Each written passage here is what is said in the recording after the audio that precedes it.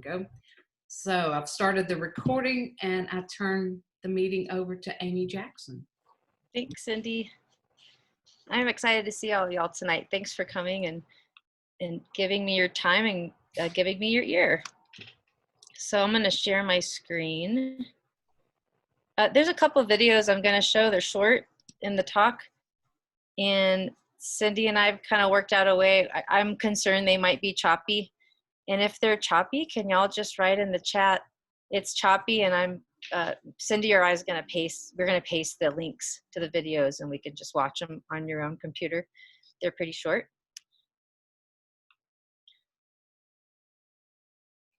All right, give me a second here while I get this rolling.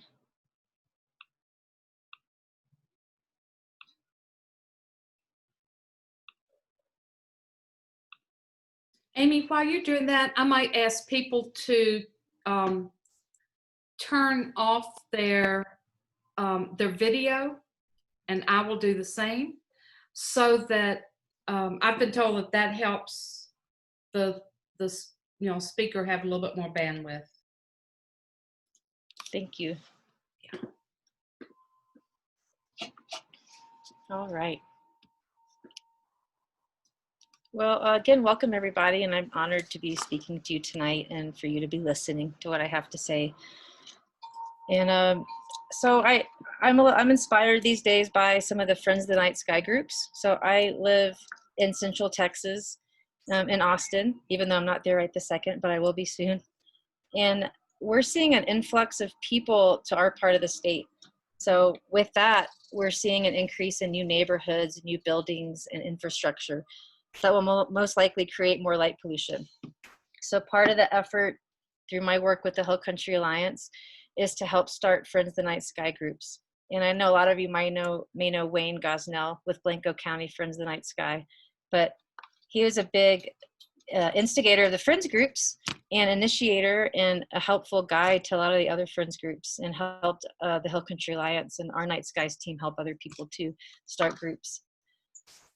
So through that work, I've been able to observe a lot of people meeting and forming and the ins and outs of starting a group. So I'm going to speak a little bit to one way of looking at coming together as a group to impact light pollution and to affect dark sky conservation for the better. And then I'm also going to speak to changing people's mindsets, because working in the field of conservation in the natural world, we're confronted with some people with a very determined and I guess you could call it stubborn mindset about the way that they're looking at the world. And part of our job is to try to understand where they're coming from and to change that mindset for the better. So I'm going to speak to that tonight. All right, and I'm going to make sure, oh, here we go. I got it to work, yes. So we're to screen share with the slides. So tackling the issue of light pollution can be daunting, like I said. We can look at this light pollution map of our state, and it's pretty easy to get overwhelmed, and most of us live in cities. And so you can see that the poor quality skies are right there where most of us live. But many Friends of the Night Sky groups have formed in our region lately. Like I said, people are coming together to form groups so we can positively impact this change and decrease the negative impacts of light pollution. And so through working with HCA, the Hill Country Alliance, and the help of Wayne, and also Cindy and many others, I've had the privilege to help start up some of these groups in the Hill Country. So sitting on these Zoom meetings for groups starting up, I've been able to observe some common threads between groups. I've noticed that people coming to these groups come with their own experiences, just like we do here tonight, personalities and perspectives on conservation too. So within the diversity of a group comes diversity also in the way each person thinks about how to tackle dark sky conservation. In the Bandera County, as you can see, they're still coming up with their logo.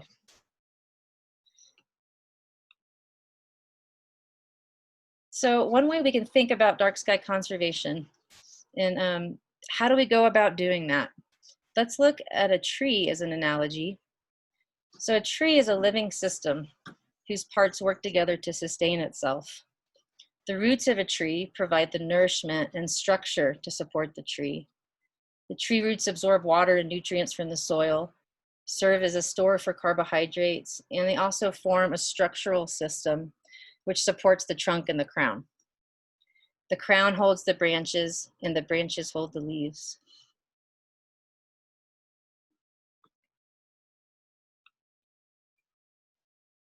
What's important to notice in a tree is that without the roots, the crown can't be sustained. The whole trunk of the tree itself would not be able to hold the branches or the crown. At the same time, the leaves of the tree on the branches and in the crown are taking in sunlight. And so through photosynthesis, they're making food for the tree to sustain it.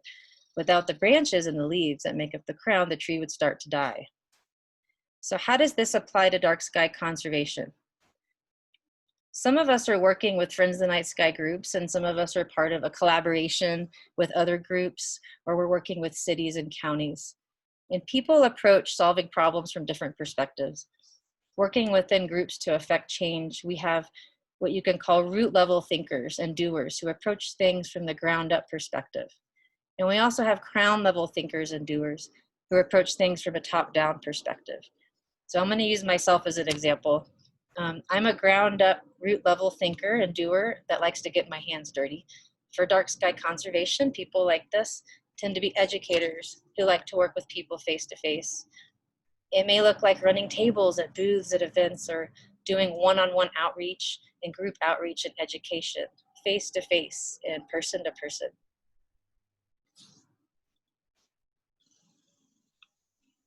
Whoops, that's not supposed to do that. There we go.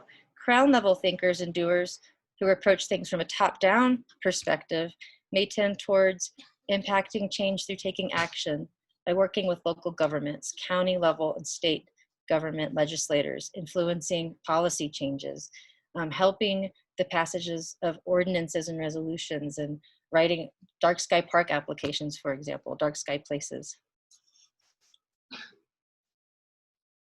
So taking this into consideration in your organization or the people you're working with, who are the roots of the tree or the crown of the tree? And are you drawn naturally to having a bottom-up or top-down perspective on influencing change? Who in your group or community that you're working with has a root level bottom-up perspective, and who has a branches and crown level or top-down perspective?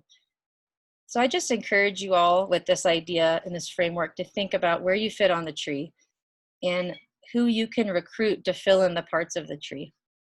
And how can your group work to impact change by planning priorities based on this way of thinking about it? When it comes down to it, though, appreciating and incorporating both approaches is essential to creating a strong trunk to support lasting change.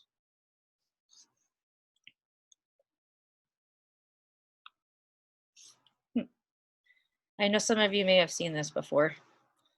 This goes around the internet, but part of affecting change for the better that I want to speak to now is dealing with how to change other people's mindsets. This is an issue that really anyone involved in conservation of the natural world has come up against at one time or another.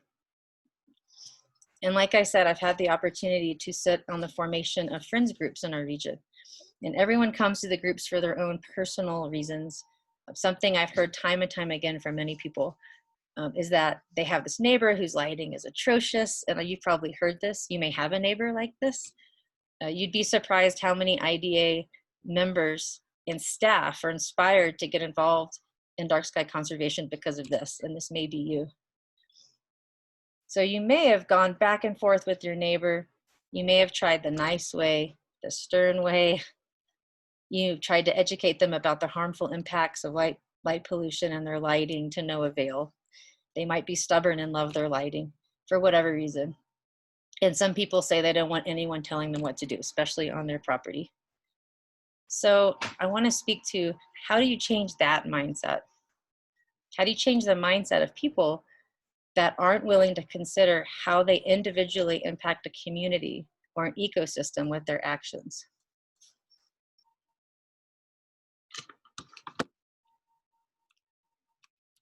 So this is a quote that I'm sure everyone's seen before. It's pretty old, but it says, never judge another man until you've walked a mile in his moccasins or his shoes. And I put this up here because I believe if we can understand their perspective and walk in their shoes, so to speak, we can start to understand their point of view and eventually change their minds. So in finding this, we all need a little sense of humor these days. I found this. So if there's any Saturday Night Live fans, but I found this quote: before you criticize someone, walk a mile in their shoes. That way you'll be a mile from them and you'll have their shoes. So I hope y'all are laughing.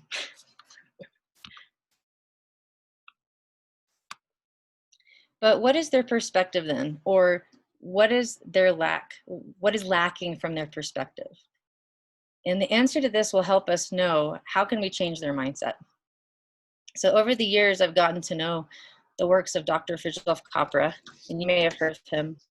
He wrote the Tao of Physics. He was a nuclear physicist, and he is now an ecologist and a systems theorist. He's worked throughout his career on solutions for environmental issues that we're facing in our world today through a new paradigm of understanding the world as an interconnected web of systems. So systems theory and also the field of ecology show that changing one part of a system affects other parts of the system or the whole system. And in this way of seeing the world, the earth is seen as a living system. So this can also be called an ecological perspective. And that perspective takes into account that everything is an interconnected part of the overall system. There's a wonderful short video I'd like us to watch, and it illustrates beautifully what I'm speaking to, this ecological perspective that shows the interconnectivity of living things. And it's the story of reintroducing wolves to Yellowstone. And so you may have heard of this already. We're gonna watch a short video. So just please put in the chat if it stutters. And Cindy, thank you for pasting the link to that. Let me click on it. And I did not queue up past the commercials. I apologize. So we might get a short, annoying commercial. Sorry, but it'll be over in a second. There we go. There we go.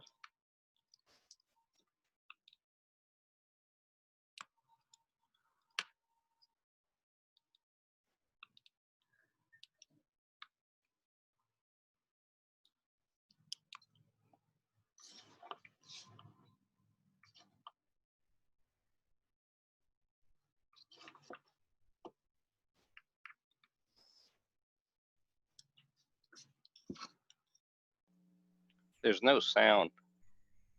There's no sound. Thank you for telling me that.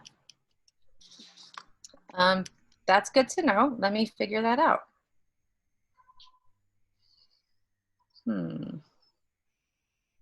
Apologize. Let's see here.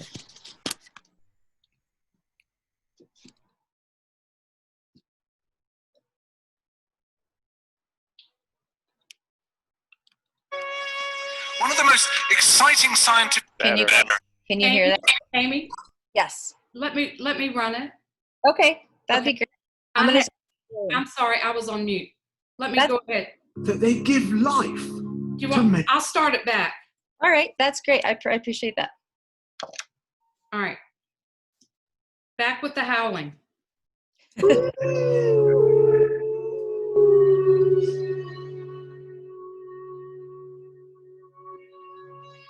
One of the most exciting scientific findings of the past half century has been the discovery of widespread trophic cascades. A trophic cascade is an ecological process which starts at the top of the food chain and tumbles all the way down to the bottom. And the classic example is what happened in the Yellowstone National Park in the United States when wolves were reintroduced in 1995. Now, we all know that wolves kill various species of animals, but perhaps we're slightly less aware that they give life to many others. Before the wolves turned up, they'd been absent for 70 years, but the numbers of deer, because there was nothing to hunt them, had built up and built up in the Yellowstone Park, and despite efforts by humans to control them, they'd managed to reduce much of the vegetation there to almost nothing. They'd just grazed it away. But as soon as the wolves arrived, even though they were few in number, they started to have the most remarkable effects. First, of course, they killed some of the deer, but that wasn't the major thing. Much more significantly, they radically changed the behavior of the deer. The deer started avoiding certain parts of the park, the places where they could be trapped most easily, particularly the valleys and the gorges. And immediately those places started to regenerate. In some areas, the height of the trees quintupled in just 6 years. Bare valley sides quickly became forests of aspen and willow and cottonwood. And as soon as that happened, the birds started moving in. The number of songbirds and migratory birds started to increase greatly. The number of beavers started to increase because beavers like to eat the trees. And beavers, like wolves, are ecosystem engineers. They create niches for other species. And the dams they built in the rivers provided habitats for otters and muskrats and ducks and fish and reptiles and amphibians. The wolves killed coyotes, and as a result of that, the number of rabbits and mice began to rise, which meant more hawks, more weasels, more foxes, more badgers. Ravens and bald eagles came down to feed on the carrion that the wolves had left. Bears fed on it too, and their population began to rise as well, partly also because there were more berries growing on the regenerating shrubs. And the bears reinforced the impact of the wolves by killing some of the calves of the deer. Here's where it gets really interesting.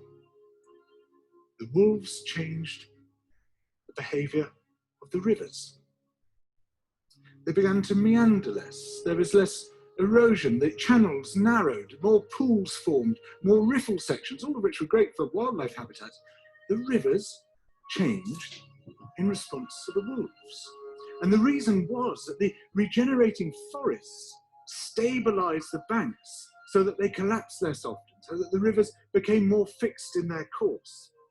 Similarly, by driving the deer out of some places and the vegetation recovering on the valley sides, there was less soil erosion because the vegetation stabilized that as well. So the wolves, small in number, transformed not just the ecosystem of the Yellowstone National Park, this huge area of land, but also its physical geography.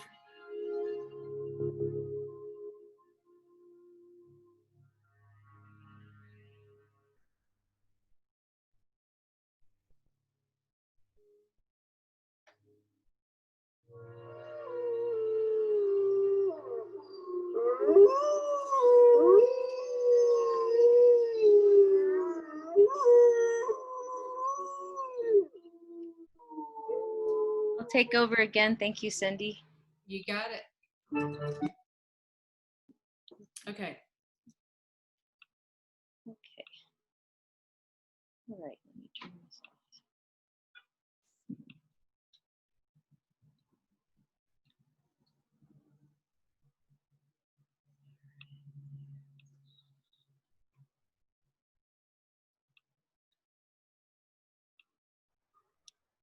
So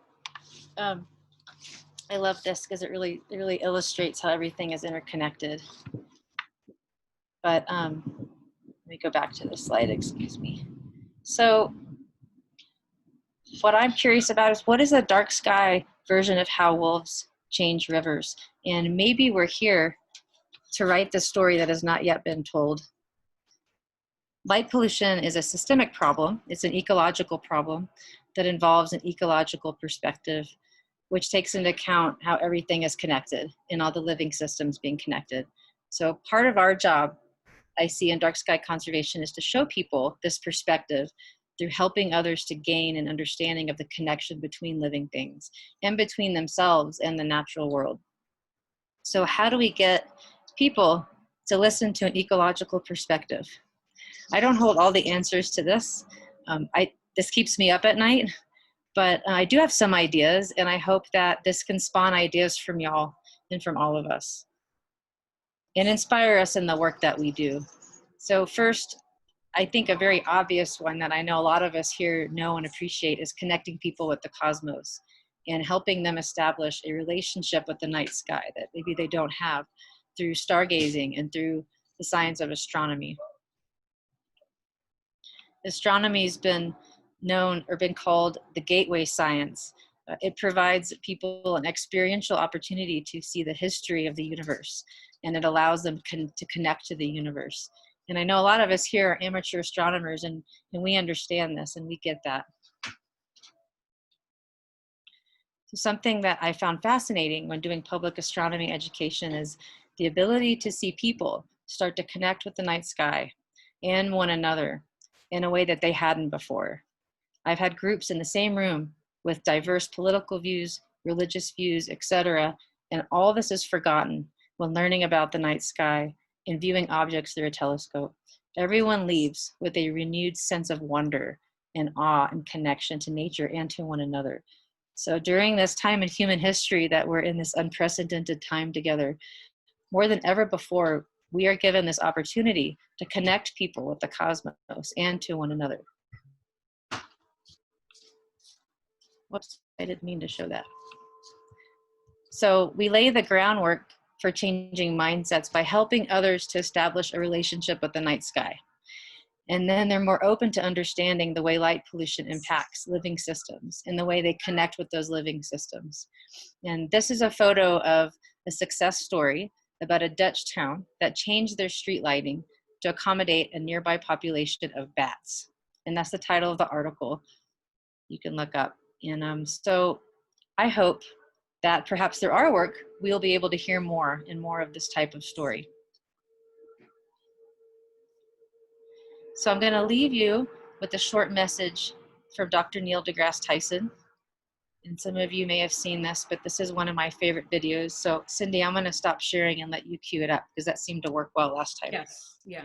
Okay. All right, I'm going to share mine and cue it up.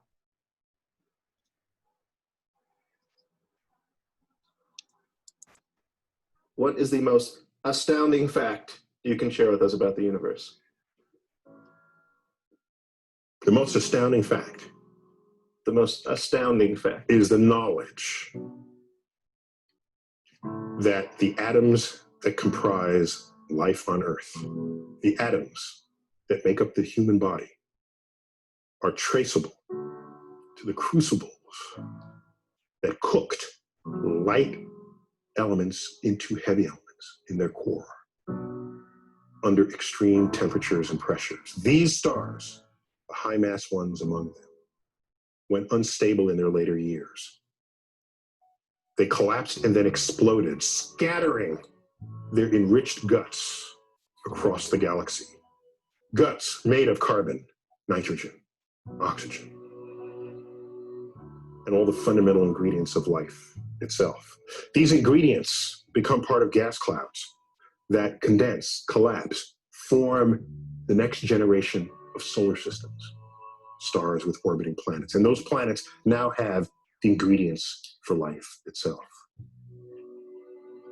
So that when I look up at the night sky, and I know that, yes, we are part of this universe, we are in this universe, but perhaps more important than both of those facts is that the universe is in us.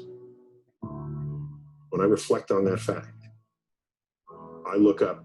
Many people feel small because they're small and the universe is big, but I feel big because my atoms came from those stars.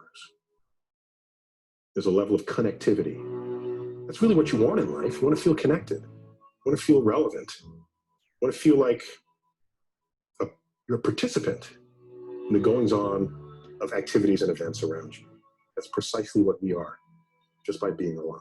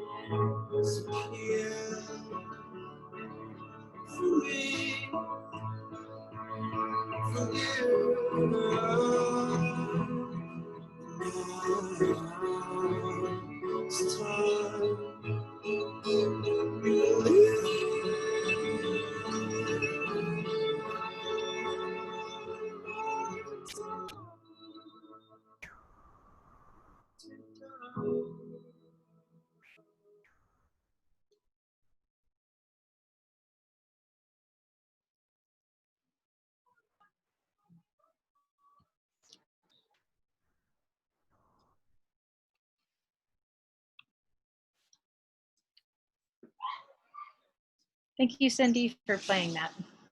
You're welcome. So that's all I have for you today. I would love to hear back from everybody if anybody feels like sharing thoughts or ideas or comments. Excellent. Thanks, Amy. Good program. Thank you.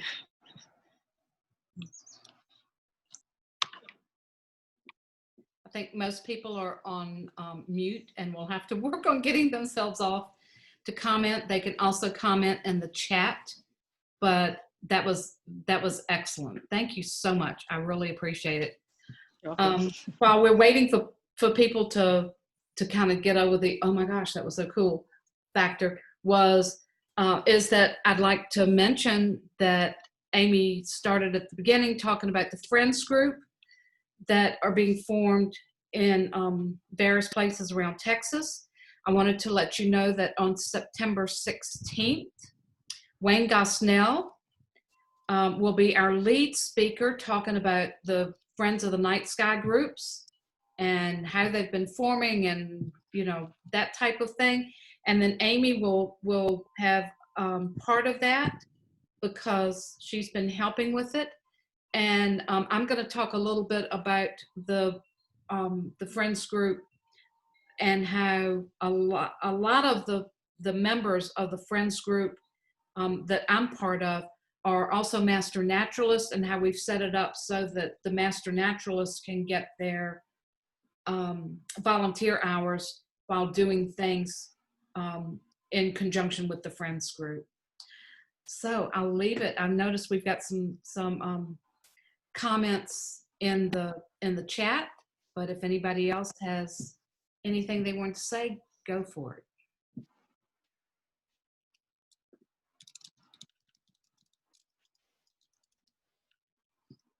In case everybody can't see the chat, I'm seeing everything from "That's so cool," "That was good," "Lots of food for thought," "Wonderful presentation," "Gave me the chills," "Great presentation," "Thanks so much." Oh, that was from Amy. I was just reading down the chat. Okay. Hey, Cindy, this is Saul. Yeah. On September 16th, is that going to be at 6 o'clock again? That's going to be at 7. And what happens is that we set the date and time based on the lead speaker, you know, of when they are available. So we're kind of fluctuating with when we meet. But what's important, and what I really want to make sure that people know, is that we are recording each of these sessions. In fact, we're still recording now, and we'll have those links out on our new website that will be up before the end of September. And in fact, in the meantime, we're sending them out in emails, just like the email that you got for about this meeting. We have sent the link out last time after Bill Wren spoke. So with that, I'm going to stop the recording.